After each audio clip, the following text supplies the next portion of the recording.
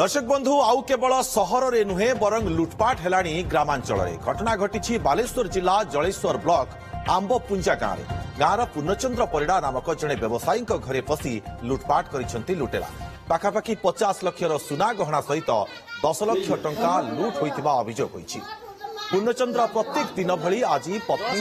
मिसी निकटस्थ नाम्फ बजार को व्यवसाय पर जाइथिले यार सुजोग नहीं राति लुट होइतिबा जଣା पड़िछि। परिवार लोके पुलिस रे नहीं अभियोग करछन्ति।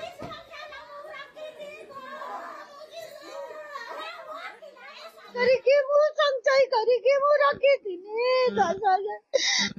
5 लाख कोडा टका मो घर थिला गोणा मोर 50 लाख कोने मो छुआ मन घर गोणा सब मो छुआ मन बाहर जो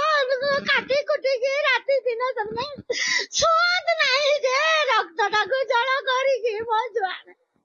काटी थिले गो मु छटा बेले दुकान को गनी ताला फाला मारी के गनी आसीला बेलको आसला बेलको तेज अधिक सूचना जलेश्वर आम सहयोगी अजित दास आम सहित फोन लाइन रे उपस्थित रहउछन्ति। अजित ग्रामांचल रे भी लुटेरा उत्पात कलेनी ये झाड़बुआ धन आपण प्रतिक्रिया देखुथिबे जेभଳି भाबरे कांदुछन्ति महिला जनक निजर कष्ट उपार्जित संपत्ति को से साइति रखिथिले किंतु ताकू मध्य लुटि नेले लुटेरा। तेबे केते जणिया लुटेरा गैंग आसीथिले से संपर्क रे किछि सूचना मिलि पारिछि कि? देखो कहवाक गले पूर्णचंद्र परिड़ा दीर्घ 30 वर्ष धरी नाम्प बजार एक तेल छणा दुकान व्यवसाय करी आज से गोटे पक्का घर करते तीन पुओ बाहर रोचे से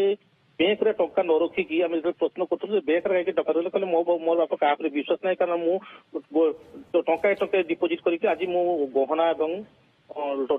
10 लाख रु अधिक टका रखी मात्र आज संध्या समय से दुकान को जाते प्रत्येक दिन बेले से दुकान को जाती जीवा समय कि हठात तार सुजोग नहीं दुर्बृत्त माने घर ताला भांगी आनुमानिक कहबान 50 लाख टंकार गहना और 10 लाख टंका रखी कारण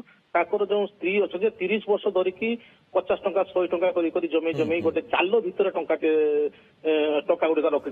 कथा आश्चर्य लगुले जो महिला जनक कांदी कांदी कहते जाल भितर से टंकाटे रखी माने गोटे माछ धरा जाल गोड़ाई रखे से सफा कर जहाँफल कि से कांदी कांदी हालिया हो गलनी घटनास्थल आम पाखे सूचना पुलिस पहुंची न 112 से कल करते घरे संध्या समय कहीं नथिले कारण से जेहेतु दिन सारा बजार से बेपार करती सका संध्या लुट घटना घटिला पाख साई पड़िशा केही जानि पारले देखो जेहेतु एम घर हूँ पक्का घर आगे चाल घर था बर्तमान पक्का घर जेहेतु साई पड़िशा घर बर्तमान किए पाठ पढ़ुए किए टीवी देखुए से बुझी पारि ना